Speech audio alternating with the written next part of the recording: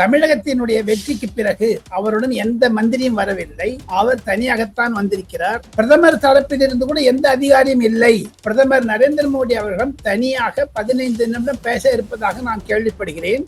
தமிழக அரசியலை பற்றி அதில் பல ருசிகர தகவல்கள் கிடைக்கும். ஒன்று,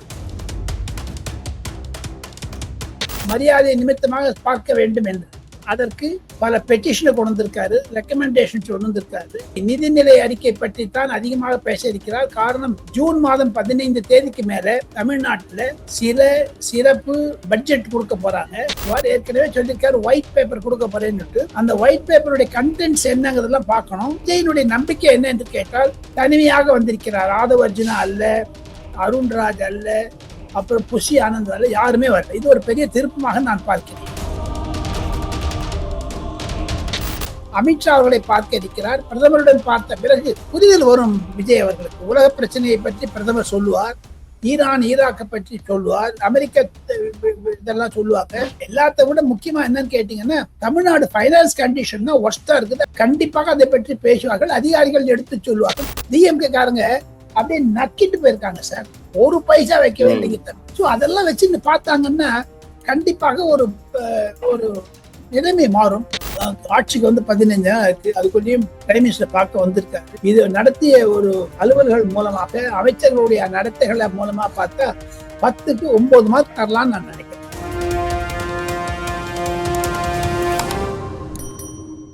ஒவ்வொரு மாதமும் 5 மில்லியனுக்கு அதிகமான பார்வையாளர்களை சென்று சேரும் எங்களது சேனலில் உங்களையோ அல்லது உங்களது நிறுவனத்தையோ விளம்பரப்படுத்த வேண்டுமா? தொடர்புக்கு 9348355571. சார் வணக்கம் சார்.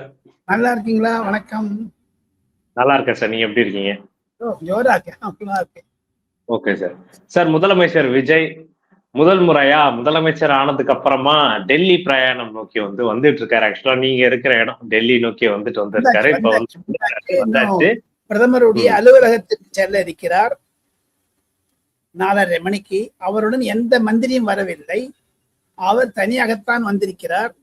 அதிகாரிகளை வைத்துக் கொண்டு இருக்கிறார். எனினும் பிரதமர் நரேந்திர மோடி அவர்களிடம் தனியாக 15 நிமிடம் பேச இருப்பதாக நான் கேள்விப்படுகிறேன்.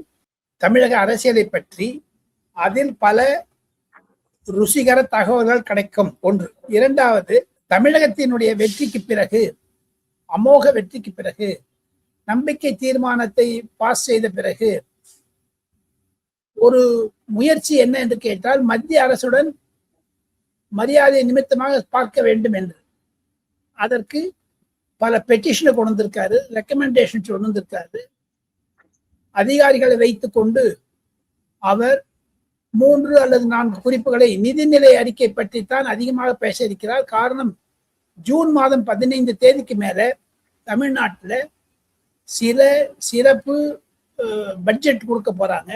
Joint session of assembly governor உரை இருக்கும். அதுல என்னென்ன பேச போறோங்கிறதெல்லாம் பிரைம் மினிஸ்டர்கிட்ட பேசின அப்புறம் உத்தரவாதத்தை வாங்கிய பிறகுதான் தமிழக சட்டமன்றத்தில் அவர் பேசுவார். ஏற்கனவே சொல்லியிருக்காரு ஒயிட் பேப்பர் கொடுக்க போறேன்னுட்டு. அந்த ஒயிட் பேப்பருடைய கண்டென்ட்ஸ் என்னங்கிறதெல்லாம் பார்க்கணும்.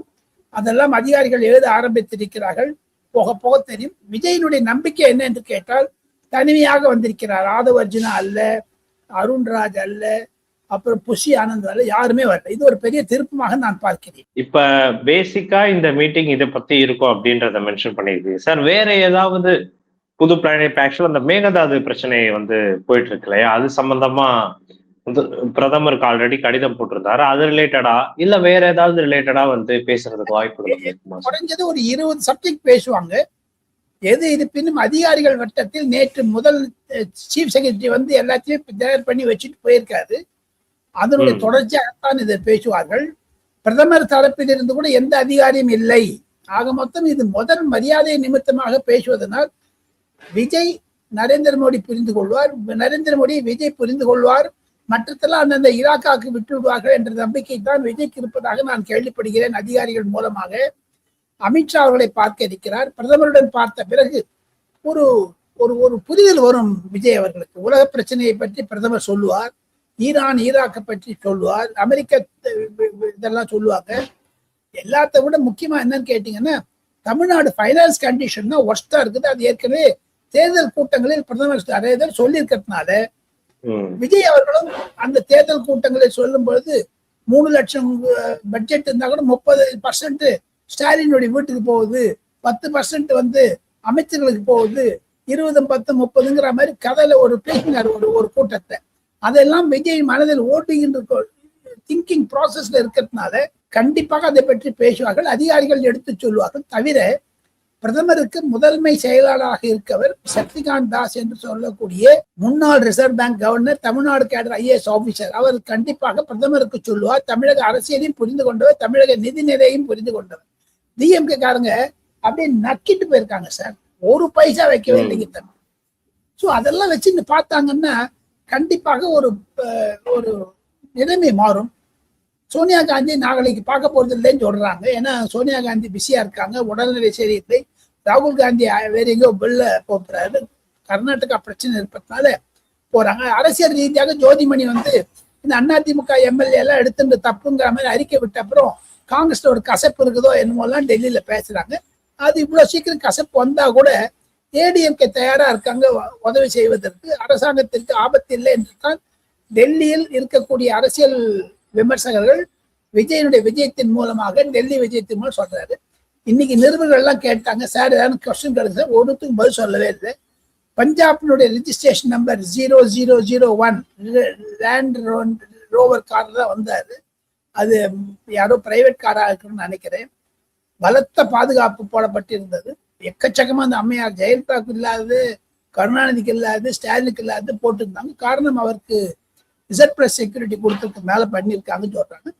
அமித்ஷா பார்த்த பிறகு நிர்மலா சீதாராமன் பார்த்துட்டு சொல்ல போறாங்க. இன்னைக்கு ராத்திரியே சென்னைக்கு வந்தாலும் வரலாம் என்று பேசப்படுகிறது டெல்லி. Okay sir. இப்போ விஜய் அவர்கள் இப்ப அமல்படுத்தி இருக்கக்கூடிய இந்த திட்டங்கள்லாம் வந்து பார்த்தோம். இந்த விவசாய கடன் தள்ளுபடி 50,000 வரைக்கும் முதல் படியா வந்து பண்ணியிருக்காங்க.